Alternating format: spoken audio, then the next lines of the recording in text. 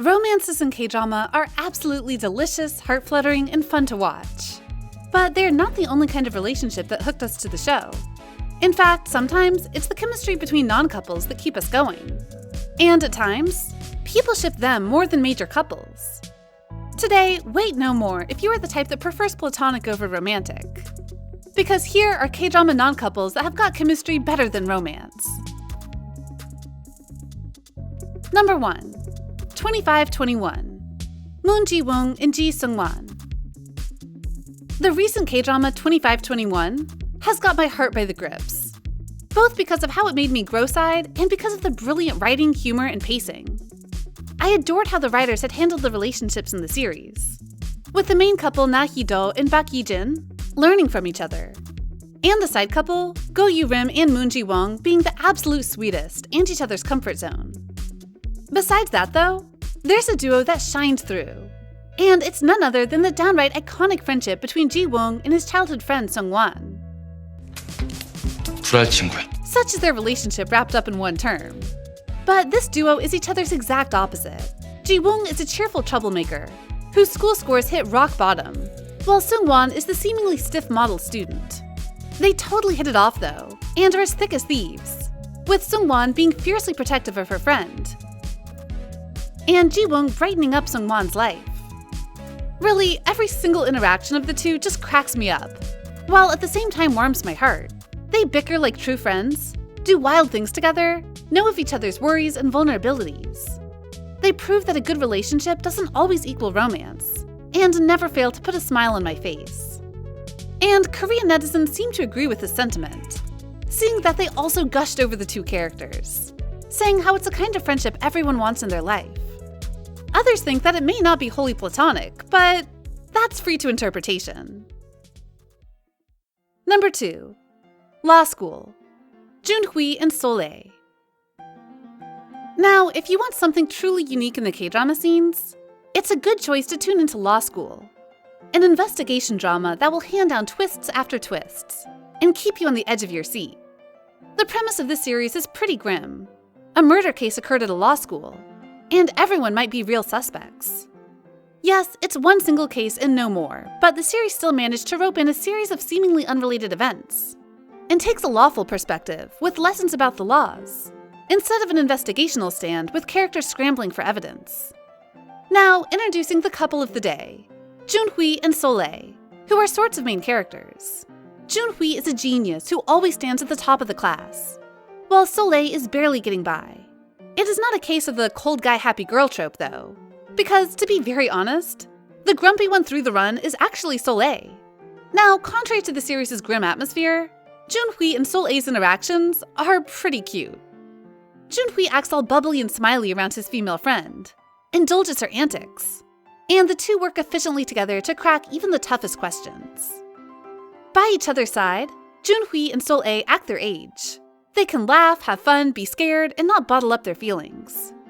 It didn't help that Junhui, despite having his character profile set like a loner, acts so considerate towards his friends the entire time. The two's relationship is like a rare bright spot throughout the entire series, and I can't help but giggle or awe whenever they appear on the screen. So while Junhui and Soleil never ended up together, they just have extremely convincing chemistry. Number 3. Secret Forest / Stranger. Shimok and Yojin. Now, if law school is more about law lessons, literally, and how to convict a crime, Secret Forest, or Stranger, is another gem in the investigation genre, albeit in a completely different way. Now, not to exaggerate, but this K-drama is probably the greatest of the genre, with an intense and gripping script that you can't tell till the end, brilliant acting, and among the best characterization. To start with, our male lead Shimok is a prosecutor who has a condition that renders him unable to empathize with people. While uncovering a web of cases, he ran into the plucky and justice-filled police officer Yojin, forming an unlikely partnership. Now, if I were to describe the relationship between these two, the words partner and soulmate surface to my mind. What Shimok and Yojin have between them is something of mutual respect and trust, something completely unconditional. Yojin understands the limited range of emotions that Shimok has, knows how he struggles to answer emotional demands, and in that sense, she's perfect for him, because she doesn't need anything. The The two is the definition of cold and calculating meets warm and empathetic, or water and fire. Shimok and Yojin's opposition natures eventually rub off on each other, clicking together, and it is so well woven into the plot that I don't mind diverging from the investigation every once in a while. Of course, since this couple is in today's list, they obviously did not develop any romance. You can see the seeds of such a relationship if you squint, or you can just accept them as a love that transcends romance. Overall, though, I highly recommend the series, for this duo as well as everything else. Number 4. Sell My Haunted House. Ji-ah and In-bom. You know, Sell My Haunted House is a series where I was really anticipating for the romance to happen. Sort of like how I felt when watching Hotel de Luna, and can see the sparks that just fly in the air. It ended up not happening, but that's not to say I'm disappointed, because the show already provided me with a lot to work with. For starters, the series follows Ji-ah, a real estate broker / exorcist, who cleans out ghosts to sell haunted buildings at higher prices. She ended up working together with In-bom, who was a con artist that used ghosts to trick people, only to later realize he's an actual psychic. They started out on bickering terms, relentlessly talking back and forth and getting on each other's nerves. Then the bickering turns into low-key playful flirting, and at that point, I was totally into it. They kept looking at each other with a meaningful gaze, and reluctantly admitted that the other was handsome or pretty. They had mad faith for each other, and were together through hardships, past reveals, both high and low. Gradually throughout the series, you can see In-bom letting down his walls while Ji-ah warmed up to him, resulting in a partnership that lingers just a step before romance. They make each other better and happier, and that's a relationship I always love to see in K-dramas. Number 5.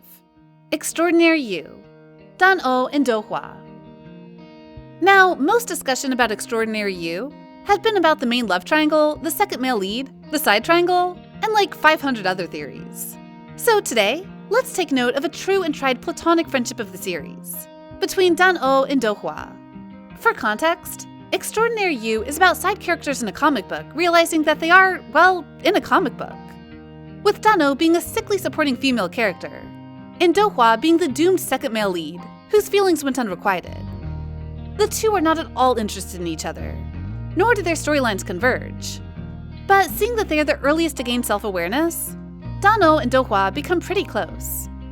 They make fun of their sad fates together, always have fun in each other's presence, and bicker in a way that only close friends can do. Before the male lead Haru got invested into this whole mess, it was Do-hwan that Dan-oh complained to, and Dan-oh that Do-hwan lamented at in return. Their friendship is just the spark of light through Extraordinary You's heavier later half.